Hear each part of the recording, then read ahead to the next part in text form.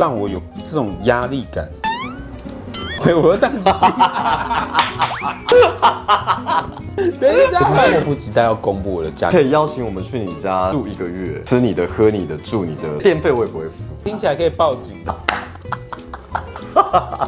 屋型的饭店，这个味道，杀人魔的房子的味道。那你有放那个杀人音乐，然后自己拿把刀在那边演？什么？哦耶！我觉得这一趴太好笑了。今天请到了我们的来宾是我们的展龙。嗨，道全好。你好，你好，你好，你好，你好，你好，好，你好，你好，你好，你好，初次见面，请多指教，很高兴。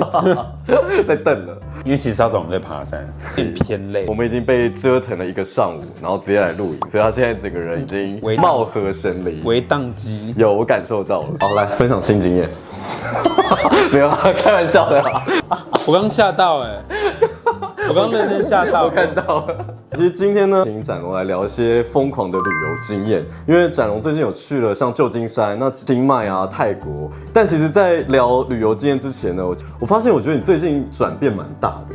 就是从你的聊天过程中用的词汇啊，都感觉多了一点哲学，好像你最近在看一些书，像《断舍离》，去年好像也经历了一个低潮。我自己是没有特别去想，但是蛮多人给我这个反馈，然后觉得我讲话有变，加上因为可能我奶奶过世的时候有蛮大的体悟，就是觉得生命非常短暂，我们可以珍惜的事情很多，我们可以把握的事情很多，我们的欲望也很多。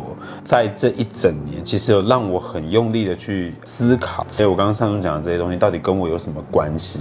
当你自己就是有跟自己对话这些东西的时候，其实我觉得就会蛮有深刻的改变。因为我以前在跟自己对话的时候比较天真浪漫，我想要去好莱坞，我想要当演员，我想要当歌手。我觉得这些东西其实很基本，就是你对话完之后，有没有一些更具体的行为，你可以马上做，立刻让你改变。但我觉得现在我就是真的很用力的要让我的每一分每一秒都尽量是活得很精彩。你刚刚提到一点，我觉得蛮棒，是你说跟自己对话，就是一个很好不一样的转变。很多人很少会跟自己对话，可是其实我身边蛮多的哦，真的吗？对，我身边蛮多的，反而我觉得我这方面我偏弱，而且我自己有一种就是我追上他们的感觉。我发现其实很多时候我们并不孤单，我们每个人都有很辛苦的那一面，每个人都有很痛苦的那一面，每个人都有正在努力的事情，然后你就会发现你更可以去包容别人，更可以跟这个世界上的很多人一起共存。刚刚在讲跟自己对话，我小时候其实蛮会的，因为我家从小很穷，我可能穷怕了，我一直就是很想让我爸妈的生活一直有提升，因为我们小时候是真的是穷到真的，因为我们有4个小孩，寄人篱下的那种房子，然后也有出租房子过，然后我小时候也有很常搬家，就从土城又搬到板桥，后来又搬到新庄这样子。我小时候其实很会跟自己对话，因为我出社会的时候，我就忙于工作跟忙于赚钱，就忽略了自己本来的自己。与自己和解，以前有很多自己的不同的门，然后你要怎么样去跟自己和解？你自己有在探索这一块吗？我其实之前有去上过一个成长课程，然后其实他就是在做这些锻炼，体验式的，是比较激烈的，所以就很用力的在跟自己做和解这件事情，而且不只跟自己，也跟我的家人，然后跟我的朋友，跟我的心里面的一些疑问，不能只是疑问，而是要用行动去解开它。去上完那个成长课程，发现说以前的那个展龙，他跑去哪里？什么事情让他这么不想停下来？就是我觉得我以前很用力，我每天都在经营社群，因为我知道这件事情可以让我有很多的舞台，然后很多观众会看见我，我就疯狂拿自己的生命在加班。现在哇哦，他没有休息时间了，我还可以半夜回人家讯息，24小时开放的。因为太过于追求这些东西，所以其实没有那么健康。大家就会看到我在 Instagram 上面或是 YouTube 上面的频道，像以前这么用力的在 po 东西。但其实我觉得我最开心的我其实是没有变的，我只是把我的步调放慢而已。其实我觉得你刚刚分享蛮好的，奋斗的阶段可能真的会很用力的去表达自己，然后转变到现在的过程，你会醒悟到你过去发生的这些放慢脚步，因为你有前面的这个状态，才会转变到下一个阶段。其实这也算是你跟你过去在和解的过程中，然后得到现在的你。对啊，这过程是好的。对啊，我也觉得蛮好的，到目前为止。所以我就说，其实生命总会有很多东西可以让你去思考。就是原本我们已经安排很多计划，就是我从去年我跟我弟去年的下半年去欧洲，或者是去美国去环游世界。其实我们2个的初心的计划，其实都有觉得要带着家人一起去做这些事。结果我爸爸就生病了，中风了。我爸妈只能在国内旅游。我是看他们的反应啦，就是国内旅游的表情跟在国外的表情是有差别的，你知道？其实我觉得我爸妈很可爱，他们都会说他们没有欲望，他们都会说他们什么都可以，简单就好。但是你真的把一个东西准备给他们的时候，那个表情是不会骗人的。所以你感受到他们，就例如说，我姐姐有一次就把一个 Coach 的包包送给我那个妈妈，我妈妈就说什么啊，我不需要这些名牌，然后拿了之后，我也是都拿那个包包。其实这就是长辈很可爱的地方，然后其他包包都不会再拿，就是很可爱的地方。他们不愿意承认自己的欲望，对，因为他们那个年代可能真的穷怕了，他不想去承认跟享受，因为对他来说欲望是奢侈的。那反而我可能跟我爸妈现在是相反，只有回到另外一个议题是欲望这件事情。我其实在赚了钱之后，发现其实自己有很多方式可以满足自己内心的欲望，但是我发现这些开关都被打开后，我最近就是在锻炼自己能不能适时的把某些欲望给放掉。你是一个很物质的人。我的物质不是说买就是这些东西，我也可以看书，我也可以去上课，我也可以去打高尔夫球，我也可以去骑马，就是我可以出国旅游，可以环游世界，就是好多事我都可以做。但是麻烦的点在这。就是那我要先做哪一个？那我蛮感动，是你们后来还买了一个房子，然后让大家住在一起，这是一个很棒的一个举动。因为我们小时候其实就有在开玩笑说，以后大家赚大钱之后，我们就大家不要全部住在同一户这样这种玩笑。我现在还暂住在我爸妈的房子，因为我们的房子在装潢，预计什么时候完成？在3-4个月。我已经迫不及待要公布我的家给大家看。那可以邀请我们去你家8-9言欢吗？可以啊，没问题啊，当然可以。我想说，那我们可以住1个月。那你要自己买气垫床，然后吃你的、喝你的、住你的，车也要开你的，什么都要你的。电费我也不会付。而且听起来可以报警。刚刚你有提到24不打烊嘛？当你成为一个创作者，你的拍片跟生活已经连接在一起的时候。假设一趟旅程原本是好好的出去玩，但变拍片之后，它反而会变成一个工作。应该说，我当时前几年就是我很认真在做，当下我是快乐跟享受，只是我24小时不打烊的这个选择，我必须要付出一个代价，就是我会没有我的人际关系，我会没有很多常常见面的朋友，就是我会有东西要牺牲。那这也是我今年最大的领悟。我其实后来开始享受很多生活的，就是不拍片，单纯去享受这些东西的时候，我发现它带给我的那个力量会比较深刻跟扎根。我当下在记东西也会比较清楚，我必须要去做切割，就有点像是我是一个便利商店打工的店员，但我要知道我下班了，我去买东西，我是一个客人。就是我要去做一个这样的细分。应该说，创作跟生活的本质是不一样。在创作过程中，不管去任何地方，都会变成工作嘛。对。像以今天我们去爬这大鬼瀑布嘛，我真的没有看到你很积极营的要去拍每一个地方，生活跟创作你已经分开来了。没看到我拍，我今天才有拍。真的有吗？对啊。你今天有拍？我比以前更快很准，得到我要的我就结束了。真的假的？对。可是我的意思是说，像以前工作，我是整趟都是以工作状态，我会切得很清楚，今天是工作，今天是游玩。但是你今天是切换，你是都达到了，哇，那你也太厉害了吧！因为经验嘛，我其实已经先想到，这个 A 社群软体就结束了。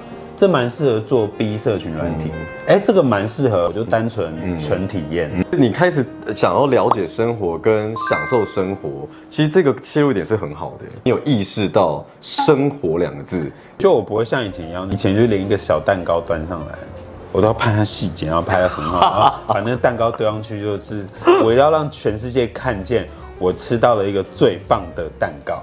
那我们现在有帮你准备了一个蛋糕哪里？生日吗？祝你生日快乐。那你自己最喜欢哪一个身份？我觉得还是看这个表演的内容，因为我以前很年轻，什么事情都想要抓着，什么事情都想要把握。当然，我觉得我很想赚钱，还清家里的贷款。不然我们家就是我爸妈每天都在吵架，为了钱担忧。就是我从小都看到那种画面，会觉得压力很大。但是我现在会觉得钱真的是够用就好，然后很多事情要平衡。对不起，我知道一个更好的讲法，就是适合我。对方邀请我。他觉得适合我，然后我也觉得我自己蛮适合的，那我觉得这个共识就 match。那你现在到底是想要追求什么？聊完之后反而摸不透了，因为你看你歌手、演员、短视频，好像该做的都做了。因为我觉得我是一个很出其不意，就是我灵感只要一来了，挡都挡不了的那种，就像。我那个时候就是老舍争霸战这个灵感就来了，然后那个时候因为预算有出现一些状况，那我就说那我想花，大家还是很支持我嘛。做完之后，然后就真的很受欢迎。天时地利人和，你的灵感来了，然后生命又遇到一些很好的共同的创作伙伴，透过娱乐的方式去表现这样的表演，我觉得很好玩。就像我做生日快乐时，就是因为那时候我去欧洲旅游的时候，我就去参加了一个生日派对的局，然后就看到那种很美式的，是我以前在电影看到的，这不就是我小时候梦寐以求的生日派对吗？可是我觉得一定有很多人跟我一样，很害羞，很不敢表现自己，因为那个音乐录影带我自己是导演嘛，就是我做这样的影像，当然是要鼓励更多人支持自己，在生日那一天就是要站出来办派对。我就是一股脑就是觉得说。这无关点阅率，就是我如果有我的影响力，我要鼓励那一些，就是因为我以前也是很自卑，我觉得我自己长得不好看，你凭什么开口说你要办生日派对？就人家凭什么要来？可是生日派对都是家里很有钱的父母，他就会帮他的小孩办，那就会邀请班上几个要好的朋友去。那我以前功课不好，那我们家又比较穷。所以你当然就不一定会收到邀请感。我跟这些同学没有不好，在你小的时候你就发现那种人情冷暖的时候 ，OK， 我懂了。有些人就是有资格，有些人就是没资格。没有，就是你的小时候到底经历了什么？自己想太多。对，应该是你想要做，你就要努力去创造这件事情，然后让喜欢你的人跟你最好的朋友一起跟你享受这个完美的一天。派对里面啊，我有邀请很多 TikTok。简单来说，我们就是同温层所以我觉得我们去做这件事情是最开心的。我觉得蛮特别，是小时候的给你枷锁啦，蛮大的。那你3不5时都会提到你小时候的不好的或痛苦的可是也没有不好，也是因为那时候的你造就现在的你。我其实，在聊我小时候的时候，很多东西我已经忘记了，然后因为我已经自动化将它关闭了。然后我以前小时候也很容易想事情，就像我刚刚讲，我可以游走。不能说到冥想的境界，但是我很容易想事情，想一想之后就我解开了，好，隔天继续上课。但是我中间这一段，从高中到大学毕业后到群人这个中段，我忘记了小时候的那个状态，就是我失去了那些功能。但我现在发现那些功能又慢慢回来之后，觉得蛮好玩，蛮好用的。因为我自己有发现，其实它会帮助到我在演戏的时候。因为以前李国修老师就有讲说，演戏是情绪记忆的档案。那因为我的情绪资料库，就像我的图书馆没有被整理过。可是你现在这状态很棒，就像刚刚聊到的那个当下这件事情。那个生活感要很重，放掉很多你本来的价值观的时候，那就是演员一个觉察的一个状态。可能对你童年记忆觉察到你现在这么努力的过程，我私下是真的是在放空。对，这也是我最近的心理哲学。对，私下就是放空。我平常跟你一样步调很快，我也是切换，我私下绝对放空，我绝对不想任何事情。看你身兼团长，然后又身兼导演，你自己有曾经就觉得哇好累哦，我觉得可不可以不要再来烦我了，或是卸下这种沉重的一天？我觉得你要顾好多东西哦。其实我自己不会累，但是我觉得我会累的感觉是，等一下，我突然忘记我要讲什么。处理人际上不是，资金上吗？不是，我觉得这一趴太好笑了。你说在鬼打墙是吗？在鬼打墙啊，就是我就说我还是本来的我就是会累个的我哈。就是你身兼多职，觉得哇，可不可以让我休息一天？如果严格要说会让我有累的感觉，其实不是做这些事情，会让我有这种压力感。对，我又宕机。等一下，让人家太放松了，这有点太放松了哈。我觉得厉害的都不是我，厉害的都是我团队这些人。我比较擅长的是听完之后，那我觉得我们这样做好不好？因为我有发现华人的小孩好像普遍对于做决定这件事情是有障碍的，可是我只是恰好在工作上我选择的过程中，结果论可能是不错的，所以我会有成就感。那我只要一有这个成就感的堆叠，我就会很有自信的做决定。那回到我生活中，其实我是生活白痴我连选一个帐篷我都会选超久，我连选一个营区我都可以选很久，我连选一台车我可以选2年。我有选择障碍症，但我在工作上就没有。我想到我刚刚讲什么，我觉得给我最大的压力是一成不变。我其实做很多事情我都觉得很好玩，但是只要是重复性超过10次以上的，我就会开始很不舒服。所以我很喜欢创造我生活的仪式感。我很喜欢买工具。我觉得工具会帮助我想要露营。我去旅游，我就一定要选一个我喜欢的包包。仪式感很重要。假设你跟我讲说要当背包客栈，可是很多人就觉得 Uniqlo 就背着就走啊。没有，我觉得我要背着一个 The North Face 带它环游全世界，所以我很喜欢星巴克，我想要全世界去星巴克喝咖啡。对，我都把自媒体把它想象成老的时候回忆的。其实我拍影片很不商业，我有时候某方面是给自己看的。为什么我很想要出国跟移民，就是因为我觉得我们华人很多时候做事情很喜欢争夺这件事情，因为亚洲人有奴性，你知道不是自卑吗？我之前有一个葡萄牙，西班牙葡萄牙忘了一个朋友，他半年就会回去哦。我是这样的是半年工作，半年休息。他说全国都是这样，钱够用就好，就等于是上半年赚钱，下半年休息。就是他们是注重生活，但他们不会像我们从早工作到晚上。因为我有发现，因为我自己也是华人的根嘛，我总能想到如何赚钱。应该说，我觉得想要赚钱跟如何想到赚钱真没有问题。可是因为这个行动力，让我们忽略了其他事情。对，外国的那个热火反而是蛮珍贵的。对，真的很珍贵。而且因为我们的文化碾压式的压力的教育，所以我们就逼迫我们一定要很聪明。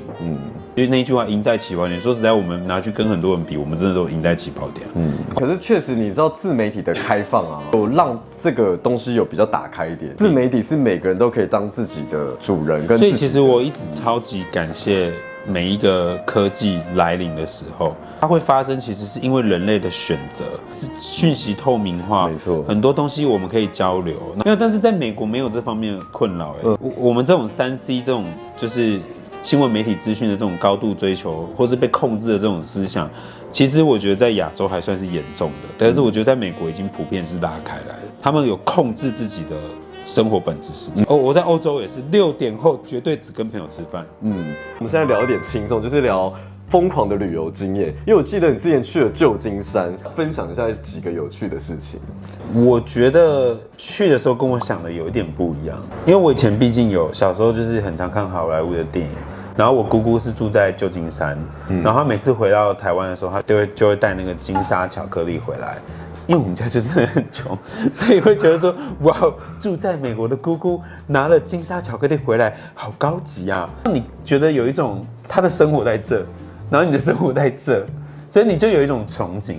然后为了要知道好莱坞更多的资讯，我就开始去追一些华人在好莱坞奋斗的电影，例如说像喜福会啊、绿卡啊，然后知道李安有到卧虎藏龙。然后去梦想有一天自己也可以像他们一样在国外工作，对。所以这个美国梦，当时你憧憬之后，那你到了现场，到现场之后，我觉得我这样会讲得很真实啊。每个人旅游回来都不知道讲都那边不会，这是你个人感受啊。每个人对啊，像我也是有崇洋媚外的美国梦，但我确实到了那边，我觉得哎呦，生活跟电影的差别，我觉得还是要分地区。当然我知道有很好的地，因为它真的太大了。你有看过《X 战警》吗？有。你知道我多无聊？那时候在那个旧金山的时候，然后不是有那个金门大桥，就是他们那个要飞嘛。对。我自己那边就是幻想自己是那个万磁王，然后戴个头盔，我自己那边这样在桥上自以为幻想 X 战警这样。你还好吗？你没有这样幻想过？我只会在大脑啊，我的身体不会动。No， 在 LA 的那个 country， 就是你会幻想的是那种什么美国杀人电影，或是一些有，对啊，没有，因为我很喜欢看恐怖片。对，就在里面。弗莱迪大战杰森3号星期五。所以我这一次有去那个分时度假村，里面就是那个木头做的所有木屋型的饭店，那个感动快哭，你知道吗？就觉得这个味道。就是那个杀人魔的房子的味道。那你有放那个杀人音乐，然后自己拿把刀在那边演吗？因为旁边很多人，因为我们没有很多人住在同一间，但我的大脑可能有一个就是什么？对，我觉得真的有。我跟你讲，我那时候也是这样，因为演员嘛，就会觉得哇，在那边会有很多状态这样。对，因为有时候你要看到场景才能演戏。因为以前我们看恐怖片的时候，他们很常说这很瞎，美国恐怖片的，我觉得真的是文化差异。因为我去美国自驾开车的时候，我说实在，因为他们真的地太大，真的很大，所以他要发生一件失踪案。就像现在，这个很棒，这个配乐很棒。在美国要发生一件失踪案，发生一件杀人魔把你拖到森林里怎么样，真的很容易。警方如果要调查，你要从何着手？开那个公路其实是恐怖的，所以我在开的时候，我其实在想象我以前看的那些恐怖片，我觉得超可怕。我觉得台湾真的很安全，因为你真的去过这些地方之后，你会发现，其实真的蛮恐怖的。我们有一次，我们有遇到去一个雪山，开到那个旁边的杂货店，就像恐怖片，不是中间有个休息站加油，我们就停在一个地方，然后走进去店里。我们走进去之前，我们就看到一只小熊在奔跑，然后我们就全部人，有小熊好开心哦！我们有一个朋友他就往前走几步，然后刚好小熊的旁边有一个很高大的美国人，他就是电影演的那种很高大，然后穿得很保暖，大胡子络腮，满脸就是很严肃的表情。他就讲一个很大声叫 "Get over here"， 一直在骂我们。我当下就想说，电影的情节要来了吗？发疯，然后突然间冲过来暴冲还是咬我们干嘛的？我们赶快冲进去那个便利商店，然后便利商店老板娘就说：“没事啊，那个人是在保护熊，因为他以为你们要靠近他。”妈妈讲完之后，他就走出去了解状况。结果我们远方看哦，因为在窗户看他们两个，他们是有一点严肃的在争执。然后他回来又继续跟我们讲说：“没事。”那我先问，有艳遇吗？没有，完全没有。我跟我同行的人每天都把行程塞很满，我还开玩笑说：“我的空档呢？我的艳遇呢？”都那几个人在混。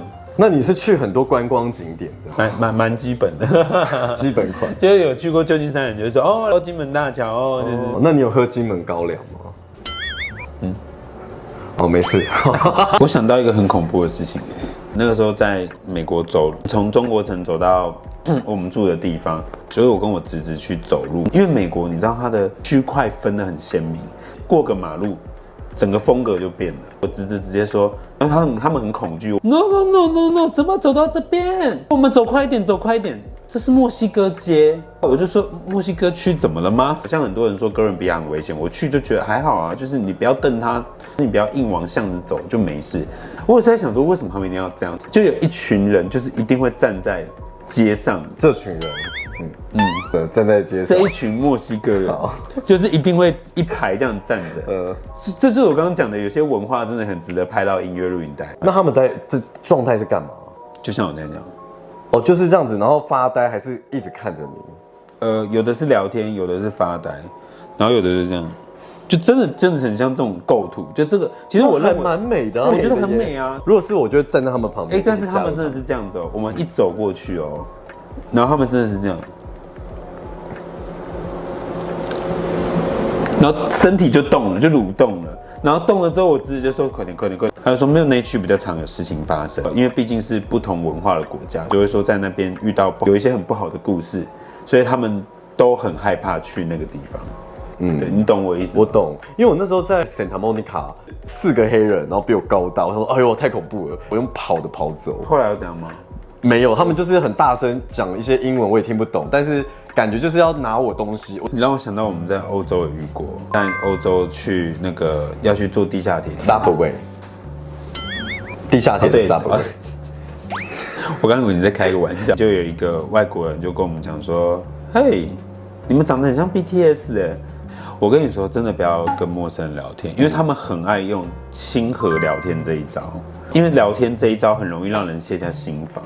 我们当然就觉得说，哦，谢谢，就是怎么样。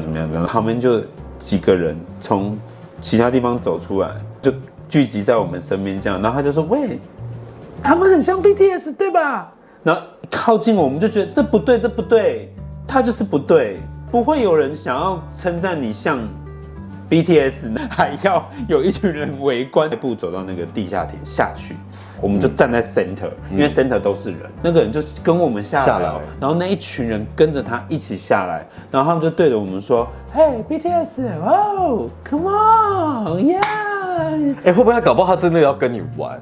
不可能，有些只是方你啊，就是一种他叫一群人靠近我们，然后他又跟着我们到地下铁，他又故意的大声宣叫的，让旁边周遭人都觉得我们是朋友。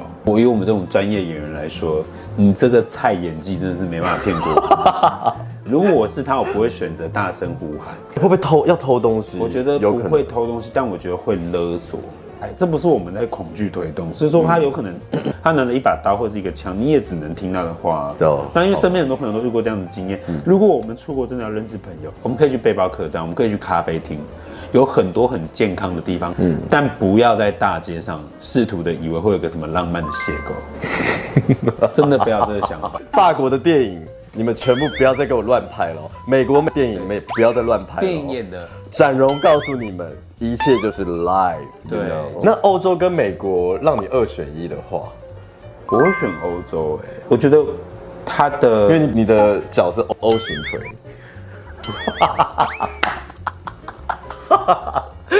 只想看你翻白眼而已。好，其实我觉得欧洲的文化更多元，更多好玩的东西，更多细节。但是美国，我觉得它就是地方大，美国时间嘛，就是很清闲。可是我跟你说，我蛮常看那种就是美国的影集，我很喜欢，就是我开车进去，然后一层楼，然后一点微木屋的，一打开里面就是要么是冬天的那种围炉的感觉，要么是夏天大家聚在一起 barbecue 那种。对。这次去美国，我就体验到为什么以前有一个谚语叫做“我哪有那个美国时间”，我还发现还真的是有美国时间呢，因为晚上6点所有店都打烊了。你不能有工作的思维的情况下，你6点后你真的有美国时间呢？我觉得最棒是在家一起做一个家庭的那种感觉，家庭式，我会喜欢那个状态。哦，你好适合跟我去旅游，你完全是我的 vibe， 你是可以取代我们跟我同团的某些人。谁？比方说like 小王子啊。没有啦，他很用心安排，只是他很喜欢密集式的旅游。就算去，比方说美国好了，就算在一个咖啡厅待着，我都很 OK。对啊，就是不用什么一定要去每个没有。对，我觉得迷路，就是说有一点点微微的剧情发生是浪漫。当然，我不要剧情发生就生气，没什么好生气的 ，OK。所以要的就是冒险跟不期而遇。我跟你讲，这是当背包客最爽的，真的。我常常搭错车，然后走错路，认错人，加入不同的局，但是那个当下超赞。我现在我有一个关卡还是过不去，我还是没有办法当背包客，比较算是还是当饭店客。我没有一定要住到很好的饭店，我很注重睡眠。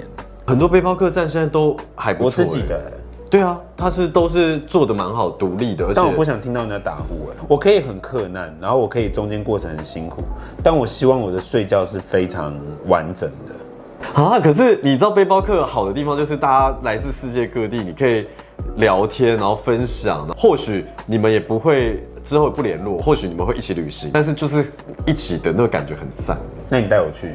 好，那我们今天就买机票。好，走吧。好，就不要录影了。好，我们还有行程，所以要开始今天。就是享受那种不期而遇或出错，在旅游是真的很浪漫，很棒哎。但不是说什么惊天动地的大错，但是像我一个朋友，他订错家，然后我们跑错店，这很烦哎，然后他就一直把那个情绪丢出来，然后我跟我弟有时候就觉得说。